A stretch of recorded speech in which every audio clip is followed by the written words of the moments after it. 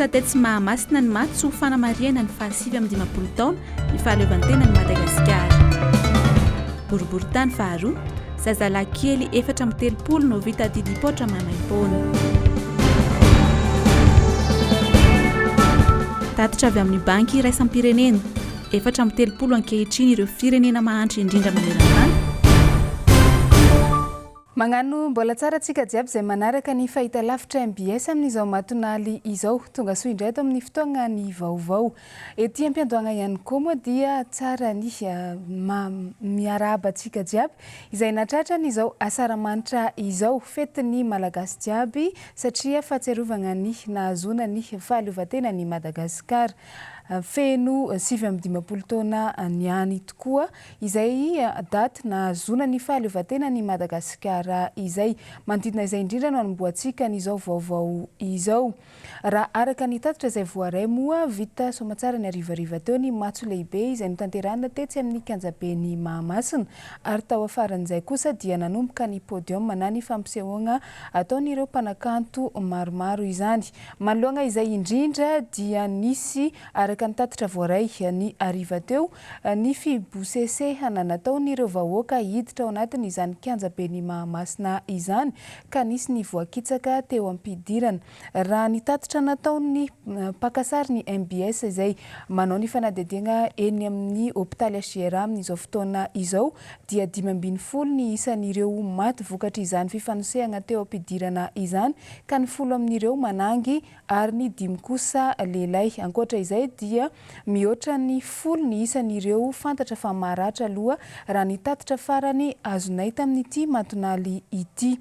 Malonga izay andeha ho tateriny Jessica Miray sy Mathieu Prince amintsika kosa ny akko ny matso lehibe izay notanterahana tetsy amin'ny kianjabeny Mahamasina nanomboka tamin'ny 2 ora folakandro teo. 20 jona 1970 20 jona 2022 7 taona niverena ny fahaleovantena ny Madagasikara. 7 taona ihany koa no nitsangana ny tafika malagasy. Raha isan-taona dia ny maraina no anaovana ny matso. Tamin'ity taona ity kosa dia ny tolakandro. Olona manan-kaja maro no tonga nanome voninahitra ny lanonana teto. Isan'izany ny ben'ny tanàna n'Antananarivo, Ramatoa Laura Valomanana. Teo ihany koa ny lehibe ny fiangonana mivondrona ao anatin'ny FFKM sy ireo ambasador miasa eto Madagasikara. Tsy nanatrika teto kosa ireo filoha teo aloha rehetra. Tamin'ny 2 ora latsaka 3 minitra kosa no nigadona teto Mahamasina ny filohan'ny Republikan'i Rwanda, Paul Kagame. Tamin'ny 2 ora sasany no nanomboka ny matso. Nizara enina mazava tsara ny matso teto. Tao nandraisan'ny mpianatra anjara, ny tafika vahiny, ny tafika malagasy, ny paramilitaire, ny fiara ary ny fiaramanidina. Tafika vahiny anisan'ny nandray anjara teto ny Fazoï, avy atsy amin'ny nosy rahavavy La Réunion na ny forces armées de la zone océan Indien. Nandray anjara tamin'ny matso ihany koa ny tafika avy atsy Maurice sy Comore. Miaramila 2,702 no nanatanteraka ny matso, fiara 700, angidimby 4 ary fiaramanidina 710. Ny nanamarika ny fankalazana ity fetin'ny fahaleovantena ity ihany koa dia rehefa misy ny fahatongavan'ny vahiny manan-kaja avy any ivelany toy izao dia ny ben'ny tanàna n'Antananarivo hatrany no mandray azy. 5 tsy izay no nitranga tamin'ity fankalazana ity. Fantatra raha ny vaovao voarainay vao izao dia nisy tsaiky kely raiky ihany koa no anisan'ny namoiny ainy vokatry ny fifanitsahana niseho teo Mahamasina tamin'ny arivariva teo iny. Fa manoloana ny fanatanterahana ny lanonana goavana izay natao teny amin'ny kianjan'ny Mahamasina iny hatrany. Raha ny fanao dia ny ben'ny tanàna n'Antananarivo renivohitra no mandray ireo vahiny manan-kaja izay nasaina amin'izany lanonam-panjakana goavana izany. Raha ny zava-nisy tamin'ity niany ity anefa dia tsy afaka nanao izany ny ben'ny tanàna Ramatoa Laura Valomanana androany satria dia novaina tamin'ny ora farany izany ka niary fenitra avy amin'ny fiadidinan'ny Repoblika no nanao izany teo amin'ny toerany. Fa lafim-baovao hafa kosa indray mitohy hatrany ny asa sosialy izay ataon'ny commune Antananarivo renivohitra ho fanalana fahasahiranana an'ireo vahoaka madinika eny anivo ny fokontany tsirairay avy eny. Tamin'ny omaly dia zazalahy kely 530 isa indray no natao ny forazaza faobe tao amin'ny boriboritany faharoa.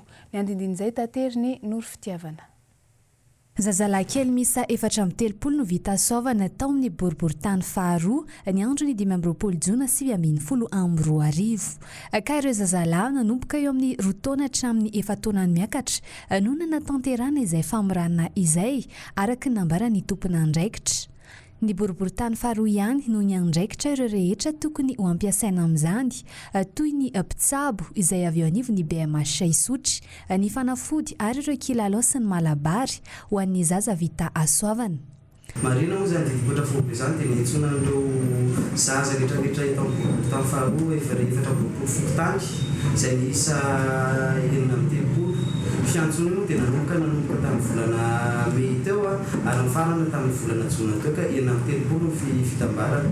Ny saran-taonan'ireo ankizy natao didipotra androany dia eo elanelan'ny 2 taona sy 4 taona. Marina fa ny vola rehetra lany tamin'ny didipotra fobe io dia vola madiodio an'ny boriboritany faharoa izay ao anatin'ny vinany Madame Laloka Valomana ny ben'ny tanàna Antananarivo amin'ny anasoavana hatrany ireo mponina manodidina anazy eto Antananarivo. Dia afa-po daholo ny olona rehetrarehetra nanao didipotra. Raha araka ny nambarany tompona andraikitra avy ao amin'ny boriboritany faharoa famorana arifomba no natao ho an'ireto zazalahy ireto. Nisy araka izany ny fizaham-pahasalamana mialoha ny fandidiana ireo zaza. Afaliana trano no hita soritra teny amin'ny tavan'ireo ray aman-dren'ny zaza vita soavana teny anivo ny boriboritany ity. Betsaka ny ben'ny tanàna Antananarivo zany nanao an'izao asoavana teto ananambany ity zao dia boriboritany faharoa dia saotra betsaka fa vita soama tsara ny asoavan'ny boakely. Betsaka boriboritany faharoa fa manafiny sosialim-bahoaka mbasaika fanaovana didipotra sitrapotra indrindra tompoko.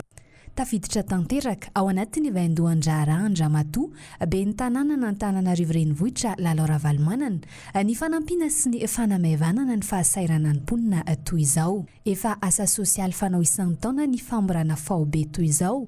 Mahazo tombony amin'izany avokoa ireo fokontany rehetra manerana ny boriboritany misa 4 eto an-drenivohitra.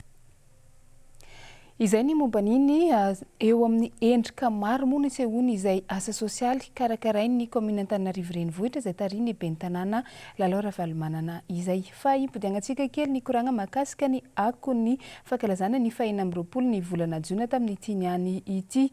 Nanana ny fankalazana ny azy manokana tahaka n'ireo komina hafa tamin'ny tapany maraina ny tao amin'ny komina Ivato tamin'ny alalan'ny filaharam-be tao ihany koa ny fanaovana asa soa sy ny hetsika ara-panatanjahantena mono nanaovana an'izany. Teny an-toerana Edena Elia sy Manora Andriamalala mitatitra n'izay vaovao izay. Herinandro tsy ahatongavany 20 Jona no efa nanomana hetsika maro ny teto anivo ny komina Ivato nentina anamariana ity fetim-pirenena ity. Efa fanao isan-taona ny hetsika toy izao eto. Ankoatra ireo lalao ara-panatanjahantena sy ny fanadiovana ny tanàna dia olona sahirana mahery ny 500 no nisitraka fanampiana avy amin'ity komina ity. Nanao ny hetsika fanadiovana izahay isa-pokotany tsy hoe rehefa misy vahiny ihany vao manadio fa miezaka foana izay manadio. Eo ihany koa ny lanonana maro samihafa izay natolotra ho an'ny vahoaka sy ny fizarana fanampiana ho an'ny olona asahirana izay natolotra tato anatin'ity komina Ivato ity isa-pokotany nanaovana an'izy io ary ny fifaninanana araka ny lambarany filohan'ny filan-kevitra teo dia nataonay tato anatin'ity ka omaly no nanaovana izany fizarana loka izany ary teo ihany koa ny balle populaire mandra-parain'ny andro izay noentina namaly faliana ny mponina tato anatin'ity komina ity. 500 no totaliny 500 ary isaorana ihany koa ireo malala tanana maro samihafa izay nanome fanampiana nomena an'ireny olona sahiran'ireny ankoatra ny hetsika izay nataonay tato anatin'ity komina ity. Ho an'ny androany dia nosantarina tamin'ny filaharam-be ny arahan'ireo polisy, mpianatra sy fikambanana maro mivondrona ato amin'ity komina ity ny fetim-pirenena ary narahina fitaovam-bavahana sy fandraisam-pitenenana maro. Ao anatin'izao fetin'ny fahaleovantena izao dia izahay ato anatin'ny komina Ivato ny ben'ny tanàna miaraka amin'ny mpanolontsaina sy ny mpiara-miasa rehetra dia nanomana izao fety izao izay efa fanaona isa-taona ny hetsika ho fankalazana ny fetin'ny fahaleovantena tahaka izao. Ny zavatra natao moa dia filaharan'ny mpianatra sy ny fikambanana maro samihafa ato anatin'ity komina ity ary teo ihany koa moa ny antoko-pihira avy amin'ny finoana maro samihafa eto dia izao raha antsika mahita zao manome voninahitra zany fetin'ny folo alin-dahy izany. Ny tanjony dia anjakany ny fifankatiavana sy ny famarinana ary ny fifanomezan-tanana ampandrosoana aingana ity firenena ity no tanjona satria tsy maintsy hoentina ambavaka ihany koa izany firenena izany. Nataona ivahindohan-draharaha tao anatin'ny komina Ivato moa izany fotoam-bavaka izany ka izay no antony nanaovana izao fotoam-pivavahana iraisam-pinoana ankoatra ny filaharana izao mba tena iroso any amin'ny tena fampandrosoana sy ny fifankatiavana marina isika eto Madagasikara. Tsy ny komina Ivato irery fa komina maro manerana ny Madagasikara no manao hetsika toy izao entina hanamariana ny fankalazana ny fetim-pirenena. Tsy maintsy misy foana ihany koa ny hetsika sosialy ho fitsinjovana ireo mponina sy ny vahoaka sahirana. Isan'izany ny komina Antananarivo renivohitra izay tsy mitsahatra ny mizara fanampiana na tsy ao anatin'ny andro fety aza. Vaovao ny toe-karena araka ny tatitra izay navoaka ny banky iraisam-pirenena tamin'ity volana ity dia fantatra fa firenena 470 no voasokajy ho mahantra indrindra maneran-tany ka ny 40 amin'ireo dia firenena afrikanina avokoa ary tafiditra agnatin'izany i Madagasikara. Ny masotsivana anisany nanaovana an'izay fanasokajiana izay dia eo ny fisiana herisetra na ny ady na ny tsy fitoniana ihany koa fa etsy andany dia ny karama farany ambany izay raisin'olona araiky izay tsy tokony ho latsaky ny 7 alina sy 3 tapitrisa ariary izany. Edena Elia no nagnano ny fanadihadiana.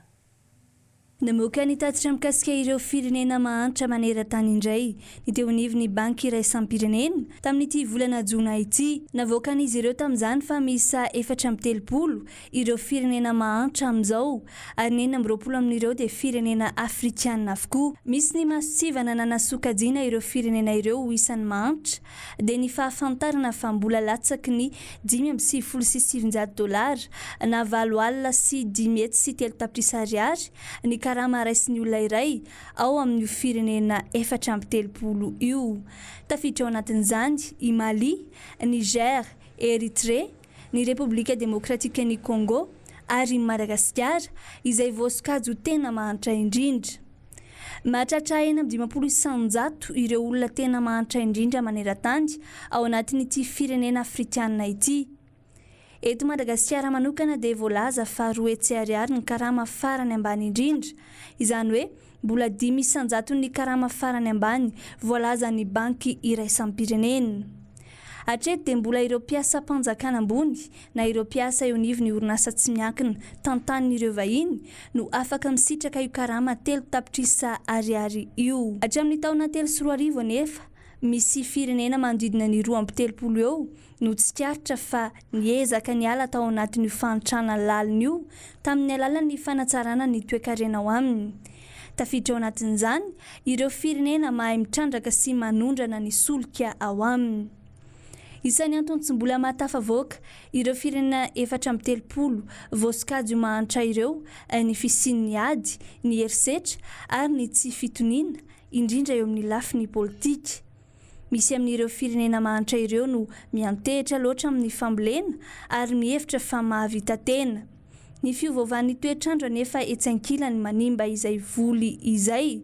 Vao mainka mety hisy fetraka angoavana amin'ny toe-karem-pirenena mihitsy azy izany raha toa ka tsy voafehy.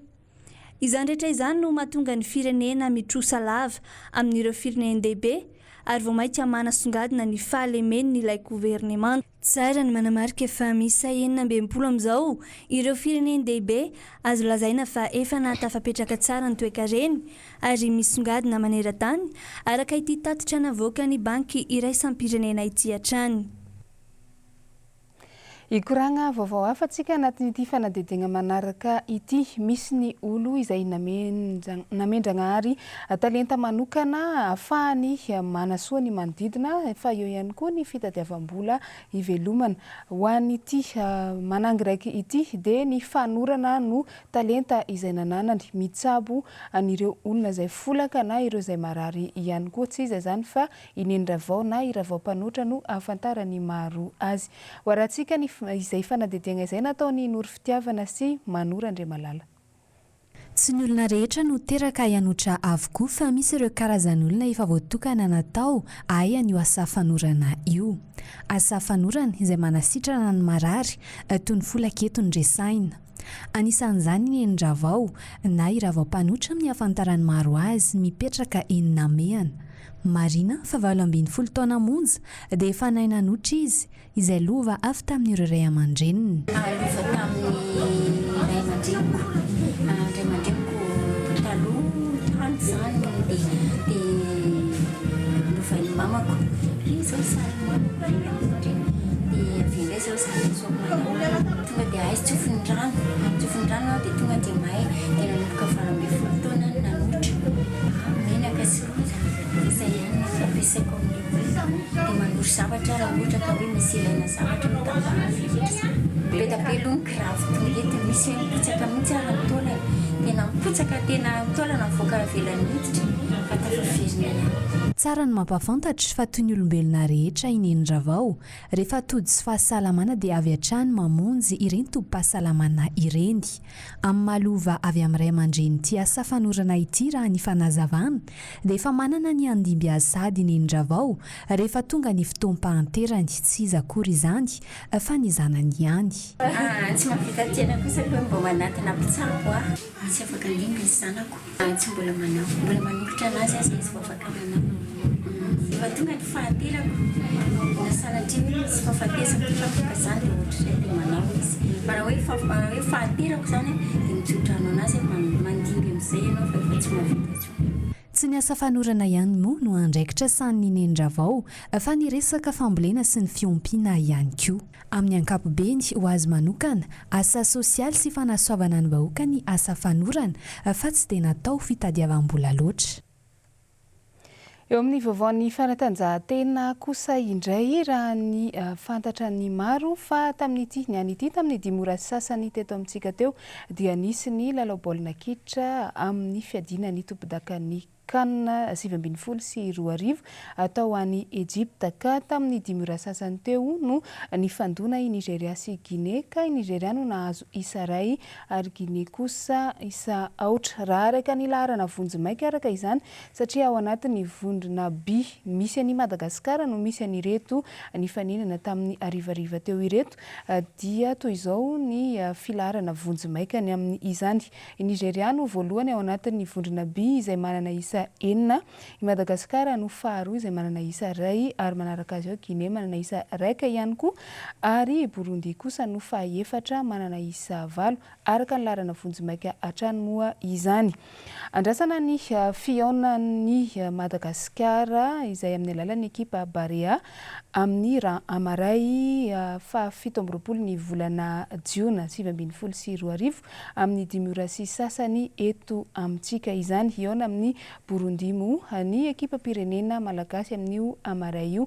Eo ihany koa no ahitana ny otoy ny lalao ho an'ny ekipa pirenetsika malagasy. Dia iny ihany koa tompoko lay sy tompoko vavy nandesitsika namarana ny fotoana ny fampalalam-baovao tamin'izao matinaly izao. Isaorananao nanaraka izany hatramin'ny farantsiadinany koa ny mankasitraka manome fisaorana bevata an'ireo ekipa jiaby izay niara-nisa lata atao anatin'ny fanatontosana izao vaovao izao. Mametraka ny veloma mandrapitafa ao amintsika jiaby koa ny tenako amin'ny manaraka koa. Samby tsara tompoko lay sy tompoko vavy.